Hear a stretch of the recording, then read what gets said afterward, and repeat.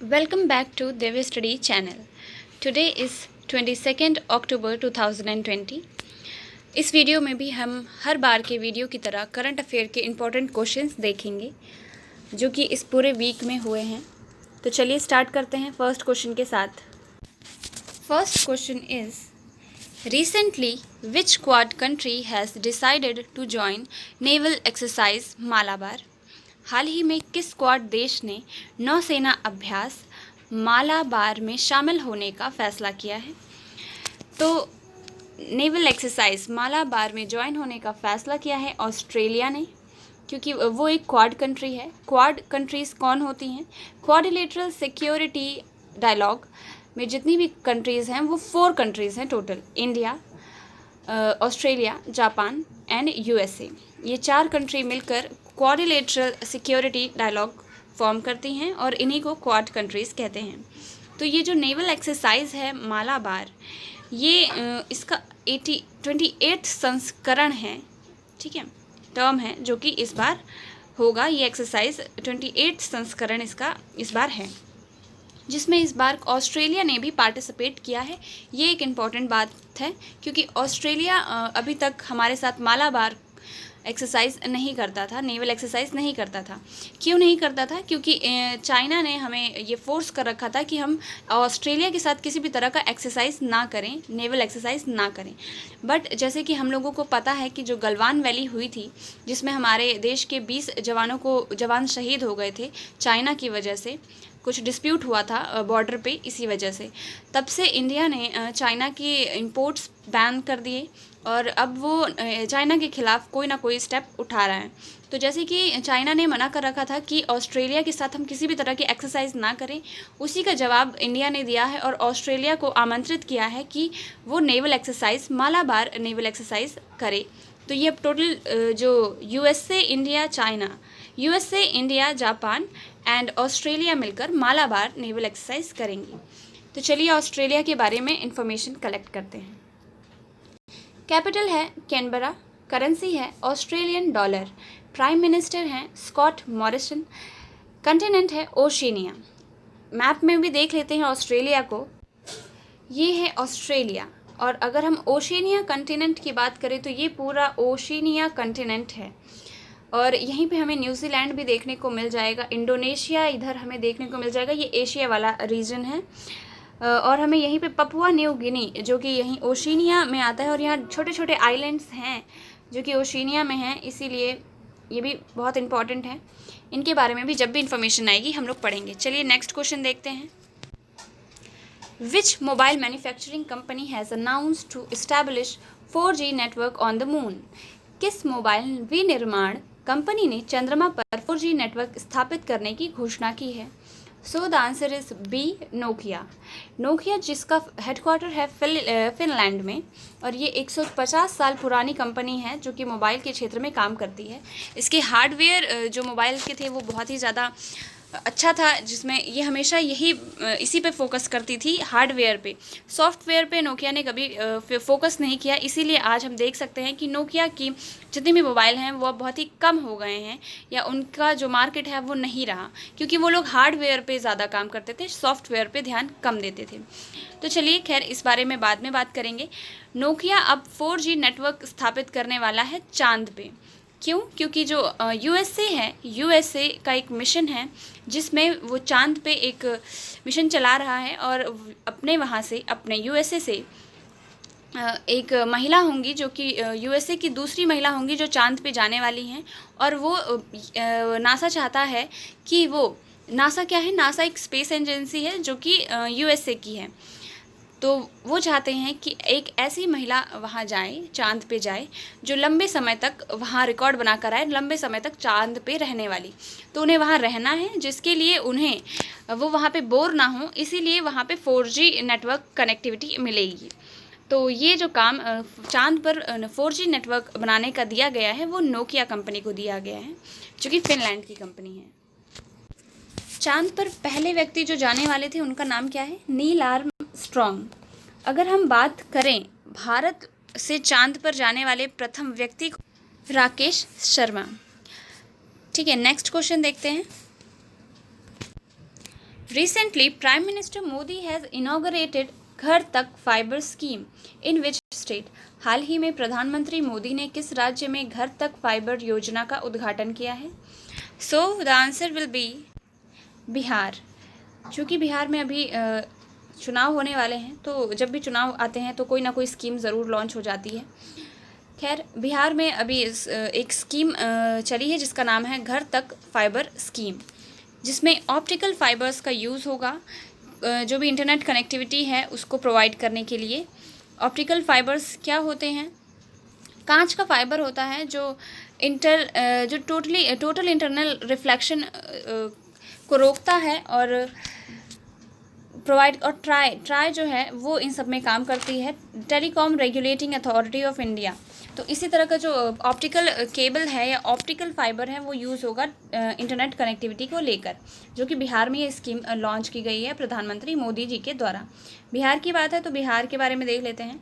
बिहार की कैपिटल है पटना, गवर्नर हैं फागू चौहान, चीफ मिनिस्टर हैं नीतीश कुमार, लोकसभा सीट हैं 40, राज्यसभा सीट हैं 16, लेजिस्लेटिव असेंबली हैं 243, लेजिस्लेटिव काउंसिल हैं 75। नेशनल पार्क की बात करें तो सिर्फ एक है, Valmiki national park. Fourth question, recently the prime minister of tourism has released the Indian tourist statistics, which state has attracted most domestic tourist? हाल ही में पर्यटन मंत्रालय ने भारतीय पर्यटक सांख्यिकी जारी की है। किस राज्य ने सबसे अधिक घरेलू पर्यटकों को आकर्षित किया है? So the answer is A, Uttar Pradesh. Uttar Pradesh में इस बार सबसे ज़्यादा भारतीय पर्यटक देखने को मिले हैं, जो कि घरेलू ही हैं, मतलब घरेलू पर्यटक, मतलब डोमेस्टिक टूरिस्ट हैं, जो कि क्या सबसे ज़्यादा जो देखने के लिए लोग आए वो था आगरा का जो ताजमहल है वहाँ गए, सबसे ज़्यादा टूरिस्ट वहीं आए। दूसरा अगर हम बात करें तो गेटवे ऑफ इंडिया है। अगर हम सिर्फ मॉन्यूमेंट्स की बात करें तो गेटवे ऑफ इंडिया दूसरा एक है जो कि प्लेस है जिसे लोग देखने गए, जो कि मुंबई में है, राइट। चलिए नेक्स्ट उत्तर प्रदेश की बात कर लेते हैं। उत्तर प्रदेश की जो कैपिटल है वो है लखनऊ। उत्तर प्रदेश के जो चीफ मिनिस्टर हैं वो हैं योगी आदित्यनाथ। गवर्नर हैं आनंदीबेन पटेल। अगर हम नेशनल पार्क की बात करें तो Dudhwa national park. Next question, fifth, recently India has started first time हींग कल्टीवेशन एट विच प्लेस? हाल ही में भारत ने पहली बार किस जगह पर हींग की खेती शुरू की है? So the answer is Himachal Pradesh. Himachal Pradesh में अभी हींग की खेती होगी, क्योंकि भारत में हींग का कंजम्पशन बहुत ही ज़्यादा मात्रा में होता है। 600 करोड़ तक का कंजम्पशन या इंपोर्ट किया जाता है हींग का, और वर्ल्ड का 40% कंज्यूम किया जाता है इंडिया में हींग को। तो इसके लिए हम यहाँ पे प्रोडक्शन उतना नहीं हो पाता है। प्रोडक्शन तो बहुत ही ना के बराबर होता है। सिर्फ जम्मू कश्मीर ही एक ऐसा स्टेट है या यूटी है जो कि हींग का प्रोडक्शन करता है, जिसकी वजह से हींग की जो डिमांड है इंडिया में वो पूरी नहीं हो पाती, हमें इंपोर्ट करना पड़ता है। तो हम लोग इंपोर्ट कहाँ से करते हैं? हम लोग जो हींग का इंपोर्ट है वो हम लोग अफ़गानिस्तान, ईरान, उज़्बेकिस्तान से करते हैं, वो भी 600 करोड़ रुपए का, ठीक है। तो अब इसकी जो हींग की खेती है वो इंडिया में होनी शुरू होगी। हिमाचल प्रदेश में बहुत ही बड़े मात्रा में इसका कल्टीवेशन होगा। हींग भारत में क्यों नहीं उगाई जाती? क्योंकि ये सिर्फ और सिर्फ ठंडे और ऊंचे और पहाड़ी इलाकों में ही पाई जाती है या फिर उग सकती है। जो इसको वातावरण चाहिए या फिर जो क्लाइमेट चाहिए वो ठंडा और पहाड़ी इलाका चाहिए, ठीक है। इसीलिए अब हिमाचल प्रदेश और जम्मू कश्मीर वाला ही एक ऐसा इलाका है जो इस तरह का है, तो वहाँ पे अब ये हींग की खेती होगी। हिमाचल प्रदेश की बात है तो चलिए देख लेते हैं। कैपिटल है शिमला, गवर्नर हैं भंडारू दत्तात्रेय, चीफ मिनिस्टर हैं जयराम ठाकुर, लोकसभा सीट हैं 4, राज्यसभा सीट्स हैं 3, लेजिस्लेटिव असेंबली हैं 68, नेशनल पार्क ग्रेट हिमालयन, इंडर किला, खीर गंगा, पिन वैली, सांबल बारा national park. Next question, what is the India's rank in a recently released Asia Power Index 2020? हाल ही में जारी एशिया पावर इंडेक्स 2020 में भारत की रैंक क्या है? 2020 राइट। सो द आंसर, हाल ही में जारी एशिया पावर इंडेक्स 2020 में भारत की रैंक क्या है? So answer is A fourth rank आई है इंडिया की एशिया पावर इंडेक्स 2020 में।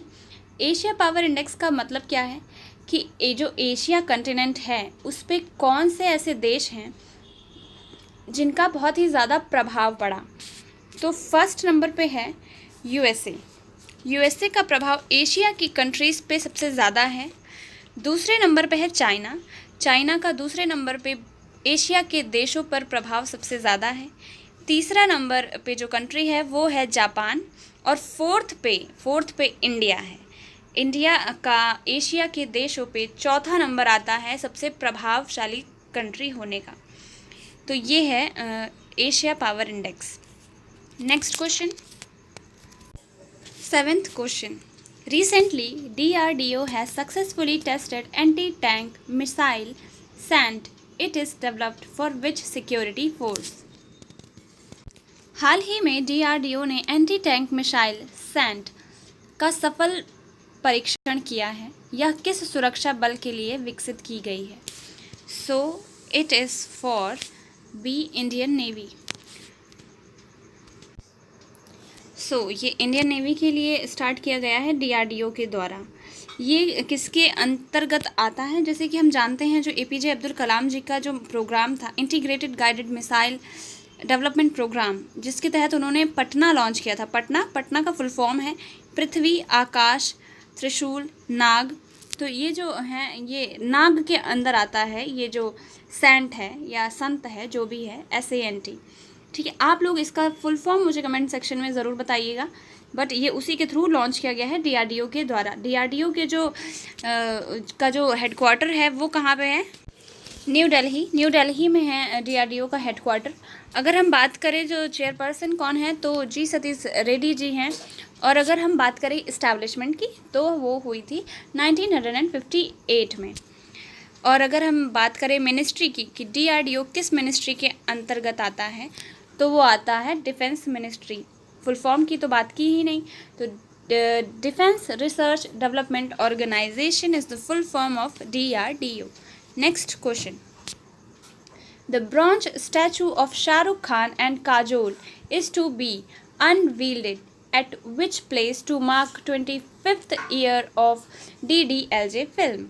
DDLJ फिल्म के 25 साल पूर्ण होने के अवसर पर शाहरुख खान और काजोल की कांस्य प्रतिमा का अनावरण किस स्थान पर किया जाना है? So the answer is B London में DDLJ के 25 साल पूरे होने पर ये ब्रॉन्ज स्टैचू शाहरुख खान और काजोल का बनेगा। कहाँ? लंदन में। ठीक है, ये एक इन्फॉर्मेशन थी। अगर हम UK की बात करें, यूनाइटेड किंगडम की बात करें, कैपिटल है लंदन, करेंसी है पौंड स्टर्लिंग, प्राइम मिनिस्टर हैं बोरिस जॉनसन, कॉन्टिनेंट है यूरोप। ठीक है, मैप में भी देख लेते हैं एक बार UK को।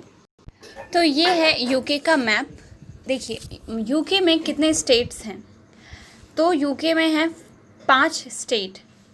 ठीक है, 4 स्टेट्स हैं जो कि UK के हैं, Scotland, England, Wales, Northern Ireland and Republic of Ireland, right. But और हाँ, पर हम लोगों को लगता है इंग्लैंड एक सेपरेट कंट्री है, बट इंग्लैंड स्टेट है जो कि UK का है। ठीक है, तो स्कॉटलैंड, इंग्लैंड, वेल्स, नदर आयरलैंड, ये सब क्या हैं? पार्ट हैं UK के। इधर हमें अटलांटिक ओशन भी देखने को मिल सकता है, ये पूरा अटलांटिक ओशन है। ये स्कॉटलैंड है, ये वेल्स है, ये इंग्लैंड है, आपको दिख ही रहा होगा। नेक्स्ट क्वेश्चन देखते हैं।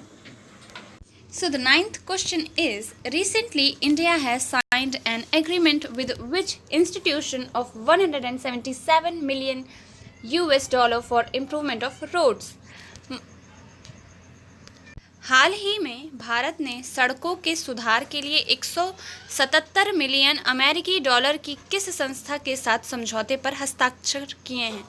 सो the answer is ADB, Asian development bank, जिसका हेडक्वार्टर है फिलीपींस, मनीला में।